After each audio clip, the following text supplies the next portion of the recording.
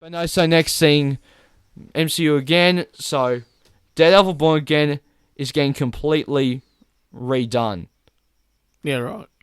Ugh.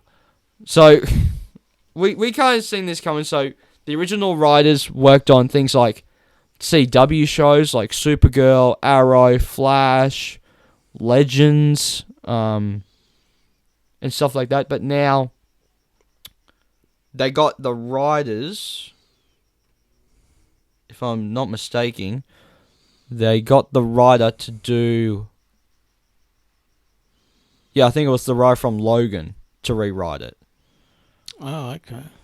which is a movie that you haven't seen. No. Which the writing in that is really good, and I think that there's something for that's going to get on the mic, isn't it? What's that? The rain? Oh, maybe. Just let me have a listen. But sorry guys, just checking this thing. Can you hear anything? Oh, you can a bit, but if you keep talking, you're fine. Yeah, okay, right. Well, we can try to keep talking. But no, so I think because apparently the original plan was like Daredevil didn't show up in costume until the 4th episode. Yeah, okay. So I think that that's a good idea if they're actually redoing it. But also you get into the whole thing of like, you have the whole thing of you've need to completely redo it because this show is meant to be, like, I guess almost like a side story to Endgame. Yeah, okay. Where it's meant to be during the blip. What, so this is Yeah. the new Daredevil, yeah. Daredevil? Yeah, right.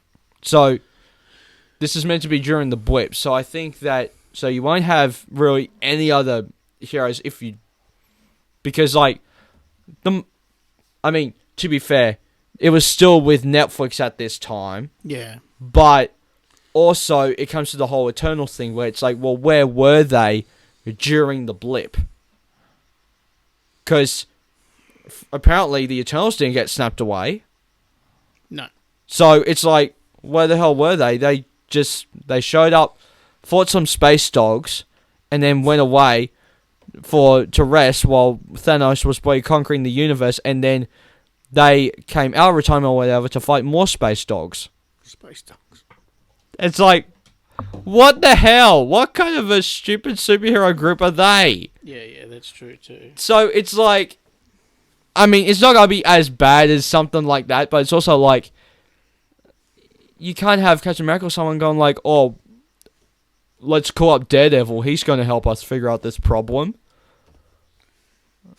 So, why not? Well, you can't because they don't even mention Daredevil, and plus, now it was still with Netflix, but also, there's not even like some sort of lazy attempt to put Daredevil into the final battle of Endgame. No. Because they didn't plan to have things like the Eternals and Daredevil in the MCU. No. So you need to try and figure out some way to... So that's like they just seem to have... Yeah, I don't know. It's all piecemeal to me. Like, they didn't sit down at the start and think about it. They've just sort of... I think it was main... But the thing is, too, you got to remember, too, that the reason why you have Fox and Sony and that sort of stuff having Marvel properties... Well, this is half of the problem, is that it lands with 3 different companies. Because So DC was having a riot from... late 70s to the 90s? With who? DC.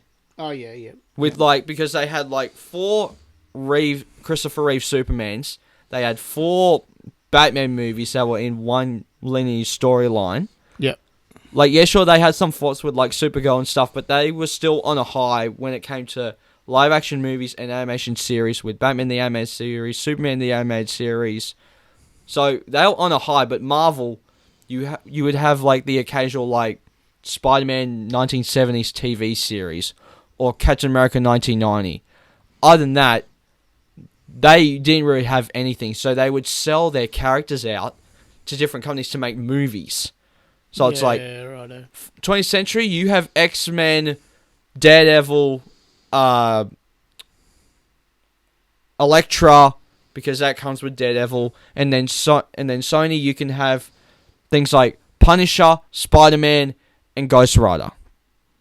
So that's the reason why we don't have Ghost Rider and Daredevil and X-Men and that sort of stuff in the MCU, because they were owned by different companies. Yeah.